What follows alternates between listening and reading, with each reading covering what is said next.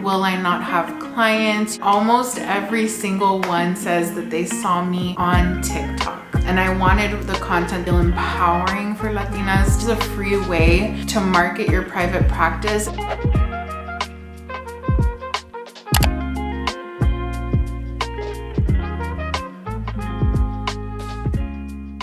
Hi everyone, my name is Deyaniracavazos and I am an LPC-associate from the state of Texas, and I share videos on here that help support other therapists and therapists in trainings. So lately I have been getting a lot of questions regarding marketing and how I've gone about that for my private practice, how I found clients, how my private practice is now full. So grab your favorite drink because we're gonna go ahead and get into all of that. We're gonna have a nice chat about it. And full disclaimer, these are all tips and resources that I share from my own experience as a therapist with my own private practice. So even though I am sharing these things with you, you do not have to do these by any means. If anything, I support you doing the things that are going to be best for you. But I know firsthand how important it can be to hear from others who are going through a similar experience as you. So I got you. Let's go ahead and get into this video. So one of the top questions that I get asked by other therapists and therapists in training who are thinking of launching their own private practice is, how did you go about marketing your practice? How did you decide what you wanted to do? And so what was most important for me to start off with was defining my ideal client. And so this is something that I consulted with another therapist for, and Monica helped me so much. I will go ahead and leave her information down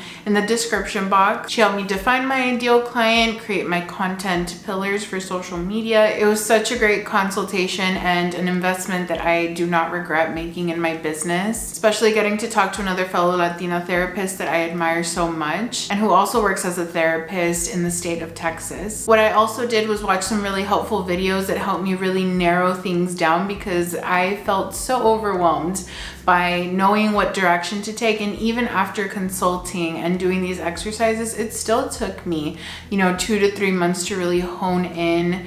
And I've shared this with you all in previous videos, really define what I wanted to do, because what was keeping me from doing what I knew I wanted and specializing in what I knew I wanted and marketing that was the fear of, will I not have clients? Am I really narrowing down and niching too much? And it was very much the opposite for me. Once I really went through with what I knew I wanted to do and what aligned with me as a therapist, that is when my private practice really started to fill up and go well. And so that is the first tip that I have for you, is to really hone in on your niche or the client population that you want to work with. For me, that is specifically working with Latina women in Texas, so I could service my community in a culturally sensitive way. And when I say community, I don't just mean in the South Texas area where I'm based out of, I mean all across Texas, getting to service Latina women all across the state. And I'm able to do this because, if you didn't know, I am a virtual mental health therapist. So I see all of my clients through telehealth online through our secure client portal. It was very crucial for me to define this and define my content pillars because I wanted to market myself through social media. Second tip that I have to share with you all is asking yourself, where are my ideal clients located? What social media platforms are they on? How would they go about looking for a therapist? If you're working with a specific population, do they tend to operate more through word of mouth? And that would mean that maybe you have to be out in the community a lot more, doing social events and things like that. Are your ideal clients going to be more on Facebook, on TikTok, on Instagram? And so I really had to sit with that and think about the age ranges that I'm working with, where I would find these women. And I had to also think, where am I, right? Where am I usually on social media? I personally do not like using Facebook. I hate it. So I decided right off the bat I was not going to do that. And so personally, I decided to go through Instagram and TikTok and give that a try. And what I love about social media is that it is a free way to market your private practice. And yes, it still takes work, but again, it is a free way to do so, and you can recycle content. So a lot of the things that I post on Instagram, I also post on TikTok, vice versa. And on Instagram, it tends to be a lot more posts geared towards psychoeducation. So what has ended up happening, those who are following me on TikTok will gradually trickle in to Instagram to learn a little bit more about me and my approach. There are so many different ways to market your practice, whether that be through your website. Personally, I decided that that was not what I wanted to invest my time and energy in. I wanted my website to just be the place where people go to book their appointment and to really dig through if they wanted to learn more about my approaches and things of that sort. And my website has continued to evolve. So it was very important for me when I first started off to just have something. You know, it didn't have to be perfect. It didn't have to be exactly what I wanted it to be, and it could evolve over time, but I needed to at least have the basics up and done so that way potential clients could go and easily book a session with me. But again, there are other therapists who really work toward developing their SEO. So basically that is the presence that you have online. For example, when someone Googles your name or your business, what comes up for them. And so you can definitely watch other videos that really go into that. I know I've watched a ton too. I did a deep dive before to really see how I wanted to market my practice, and I decided early on that I didn't want to go that route of writing a lot of blog posts and with time building that. But I know that that has been a successful thing for other therapists. And so my other tip for you all is to really ask yourself what you enjoy doing. This is your practice, so you do not have to waste your time or energy doing things that you don't enjoy doing. If you truly hate social media and you love connecting in person with people, then do that. If you love writing and you want to create blog posts and build that SEO on your website, then do that. I think that at the end of the day, you have to ask yourself what you enjoy. I personally have always enjoyed social media. There are positives and there are negatives to it, of course, but overall, I have always enjoyed creating. And I really dived into that in undergrad as a hobby and things that I did for fun. I also did YouTube for fun, and I learned that I really had a passion for that and I loved it. And so I transferred those skills into my private practice, and I've been using that ever since. And it's not something that you can only do if you've been doing it forever. It just so worked out that way for me. Maybe you'll end up trying it and realizing that you love it, or the opposite, that you really don't like it and you want to do something else, and that's okay. Okay, everyone, so let's talk about what has worked the best for my private practice and for converting people into therapy clients. And so for me, that has actually been through TikTok, which has been very surprising for me. I actually started off marketing myself first on Instagram, and I have a ton of posts on there and I still really love doing it. I've taken a break during the month of February, so I take breaks and I try to maintain healthy boundaries for myself when it comes to creating content and being present on social media to make sure that I'm also taking care of my own mental health as a therapist. But when I started tracking things, I started to see that a lot of my content was performing a lot better on TikTok. And we're gonna go ahead and do a deep dive on my social media so I can show you and talk to you about my strategies and what I ended up doing for my practice. So I'm pulling up TikTok really quick. So first of all, over on there, I have 4,017 followers, which is a big number, at least for me. You know, that seems like a very big number as a therapist and for my therapy business, which is very exciting. But it's also important to remember that just because you have a huge following doesn't necessarily mean that you have a full practice or that your practice is full. Yes, being exposed to more people gives you the opportunity for people to find your practice and to become potential therapy clients, but that's not always the case. And so as you can see, when you scroll a little bit down, what I put on there for myself in my description was Latina counselor, RGV Texas, modern virtual therapy for women in Texas. And then I have a link to my website, so that way it is easily accessible for people to be able to click and go directly to my website if they want to book a consult call. And so something that I went back and forth on when I first started, I ended up creating a business account and soon learned that I wanted to get out of that and not have a business account because I wasn't able to utilize popular music, which plays a huge role in how your videos can perform. And I don't know, maybe others would disagree, but that is something that I have found to be true for myself. A lot of the videos that I was first posting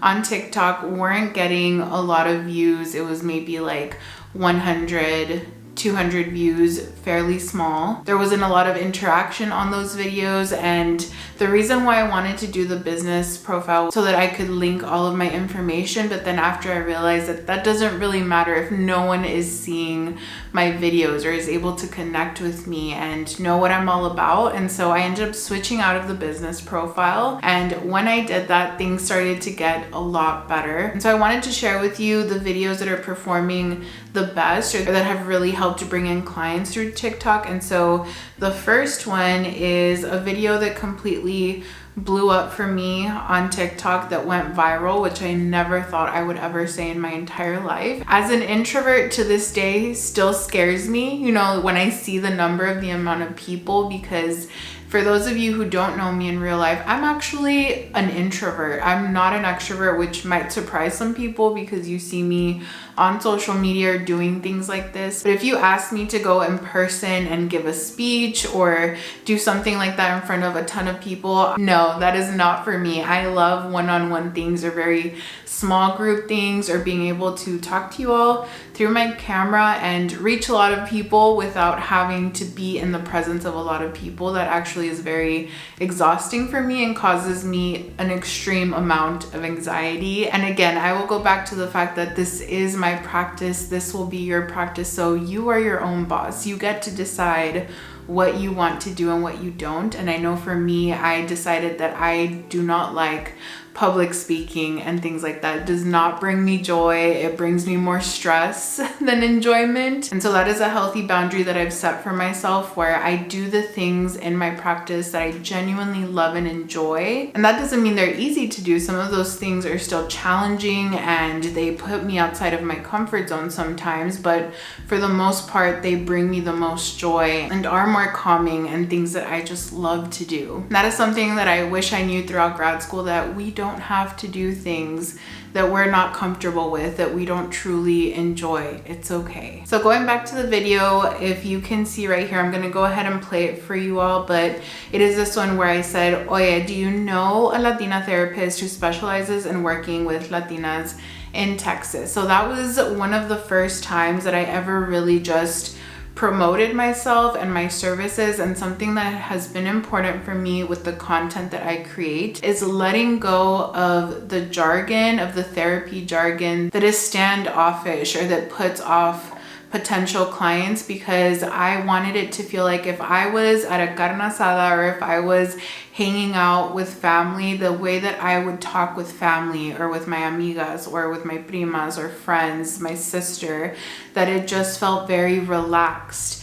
in that way. And I think that's the number one thing that I really took away also from grad school and my favorite courses, where my professors would say one of the best ways that you can connect with clients is when you let go of the jargon. And letting go doesn't mean that you're not smart, that you're not intelligent, but you learned your own jargon for what you do. And if you've ever gone through the experience of going to a doctor, for example, and being in that vulnerable position of jargon being spit at you and you just shut down, you don't know what is being said, it is not a good experience. And so it was very important for me to incorporate that and to utilize the type of speech and words that I would utilize with the people in my life and within my community truly and authentically. And so something that you will also see on my social media is me code switching, between English and Spanish. Some posts are full on English, some have been full on Spanish, and some are where I'm code switching between the languages, because that is most true to my ideal clients and also to myself. Bilingual brain, it is a big thing for first gen children of Latina immigrants. So if all of that I'm saying seems overwhelming to you, it can be, but all of these things, I sat down and I created endless amounts of Word documents having to do with my strategy and what my intentions and my goals were for my practice. All of these things that I'm sharing with you all are things that I had to brainstorm and really sit down and reflect and ask myself, if I was going to therapy and a therapist was trying to connect with me and to let me know, hey, I'm offering these services, how would I want them to go about that? And that's basically what I did. I sat down and I asked myself, what would I actually connect with if I was on social media? And I wanted the content that I created to feel empowering for Latinas, to feel welcoming, to feel comforting, like my name is for my therapy practice. That literally means cozy,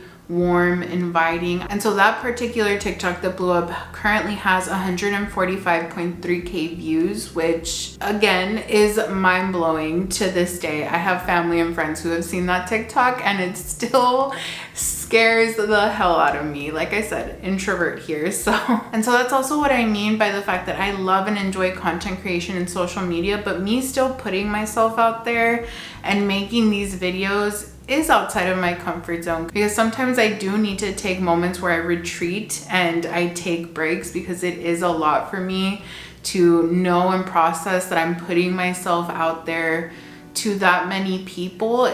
To this day, even on YouTube, all of these things still scare me if I think about it too long and for too much, but I still enjoy it. And it's important for each of us to find the things that we enjoy, even if they scare us a little bit. You know, things still come with challenges. What I feel with doing this does not compare to how I feel if I do public speaking. I literally loathe it, and the only thing that I enjoy about it is getting to connect with people, but I've learned that that's not enough for me to say yes to doing that, and that is okay. And so to share with you all, the other types of videos that have really blown up are my book recommendation videos. So my Latina therapist book recommendation videos, therapist book recommendations, those are videos that have performed very well. I hope that having an educational component would also be helpful, so that once people got to know my personality, they were also able to learn something, you know, from these TikToks. And also do it in a way that conserves my own energy, because truly filming these videos, yes, it takes time, but it doesn't take me as much time as me sitting down and planning out a talking video that is psychoeducational. I have videos on here of how to find a Latina therapist in your state. And again, these are little extra videos that maybe don't get a lot of views, but people get to know the things that I care about. 5 cozy self-care activities. I have some affirmations on here in Spanglish, you know, both English and Spanish. Because again, the point of my services and my approach is to help other Latina women feel empowered and to embrace that who they are is okay, with the mixture of their language, with how they connect with their culture, and learning to embrace that is a huge thing within what I do. Another type of video that performed very well was me answering questions that were then asked on my video that ended up blowing up. So for example, how people can work with me. People started asking that, and I ended up creating that into its own separate video. So if people ask you questions, create a separate video from it. That's also an option. And so let's really break down the video that ended up blowing up for me. The components within that video that are very important to keep in mind was the use of the sound and the music that I had on there. It was something that related to my ideal clients, it related to me as a therapist. So I'm not pretending to be something that I'm not. That's a song that I genuinely connect with. Very different when we're creating content from a genuine place as well. And so utilizing music that connects with you, that connects with your ideal clients as well, because I chose to specialize in, as a Latina woman, also working with Latina women, that connection was there and it was something that I could utilize. So I can also utilize myself as market research in a way and ask myself, what music do I love? What music did I grow up listening to? What music did my friends, my sister, you know, people around me, what did they enjoy? And so not everyone chooses to go that route as a therapist, but I personally did. The hashtags that you use on social media are also very important, as my clients have reminded me. Currently, the majority of my clients, I would almost say like 96-97% of my clients still to this day, even though I have not been present on TikTok very much, are still coming from TikTok, from the videos that I have put out, because when they search for something like Latina therapist in Texas or Latina therapist in the RGV, my videos pop up for them because of the hashtags that I utilize. So it's very important for me to utilize hashtags like Latina therapist, creating hashtags that will make my video searchable for people. So that is something to also sit with and consider, is what hashtag should I utilize that my potential clients would probably be searching for in order to find a therapist. One of the most normalized ways of seeking out a therapist that we know of is through therapist directories like psychologytoday.com, latinxtherapist.com. But again, I had to put myself in the mind of my ideal clients. And most people who are not therapists and who don't know how therapy works or about therapy, they wouldn't know to go search on psychologytoday.com. All of these things are very new, even though for you and me they may not be. So that was something I also had to consider, and why I chose the social media route, because at one point I was using psychologytoday.com and that was working when I worked for someone else's practice, but it was not working for my practice and in the city where I lived. So it's definitely very important to consider the population that you're going to be working with and where those clients are going to be searching. And a lot of the clients who have found me through TikTok have told me that they haven't even gone on Google to search for a therapist. They have literally just gone through TikTok directly. And something that has been very helpful in me knowing that and collecting this data for myself has been through my intake. So when my clients first come for their session, they would have already worked on their intake, and there is a question on there that asks them, how were you referred to me? How did you find out about my services? And almost every single one says that they saw me on TikTok. Only a very few have either come from Instagram or also through word of mouth, where a friend or a family member referred them, which is also very exciting. I love when that happens, getting to experience that a family member or a friend is referring their friend or a loved one. That is just like peak for me. That means so much. But I would also highly suggest that maybe you incorporate that into your intake, because if you're anything like me, I will forget to ask sometimes. And so having that on my intake where I don't have to worry about asking my clients can go ahead and write that in. It has worked really well. And so let's go ahead and talk about what I utilize to create the content that I do on TikTok and Instagram, so on social media. And for me, that is just my phone. So it's not even a new iPhone, you guys. It is a really old version, I think like the 5S. I don't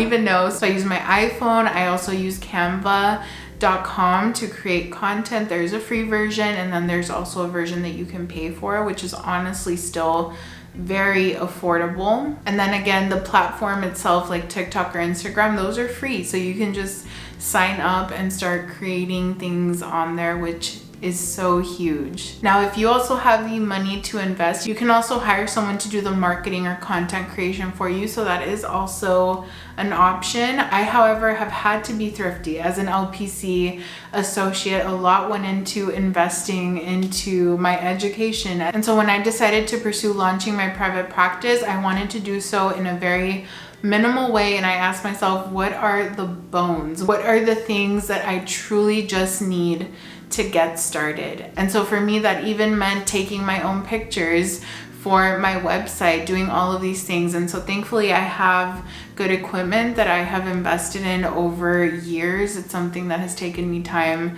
to purchase, but nonetheless, all of the things that you see, my website, the photos I've taken, my social media, all of that has just been me, myself, and I. And again, I'm always honest and genuine with you all, and I love being able to share this, because if you're in a very similar position as me, where you maybe grew up low income or currently are low income and decided to pursue this and have been met with, well, you're not going to make a lot of money in this career field, you won't be able to make a living, and you've heard all of these negative things, I hope that my videos inspire you to know that we can do this. We truly can. And no, it's not easy, and it does take hard work, just like anything else. And for anyone who is new to my channel, I also offer one-on-one consultation. So if that is something that you're interested in, I do offer that, and that link is always down in my description box, and you can book that directly on my website too. And the last thing that I will say again is that it is so necessary necessary for us as therapists to create and maintain our healthy boundaries. And so for me, because I am very present online, I've had to, before even doing this and launching all of this, sit with myself and ask, what are my healthy boundaries? But that is it for this video, everyone. I really hope you found it helpful. Thank you so much for watching. And if you're new to my channel, definitely consider hitting that subscribe button, liking this video if you liked it, and sharing it with others. All of these things help support my channel so that I can keep creating videos for you all. If you have any other questions, feel free to leave them down in the comment section. Thank you for watching, everyone. Take care, and I will go ahead and see you in my next video. Bye.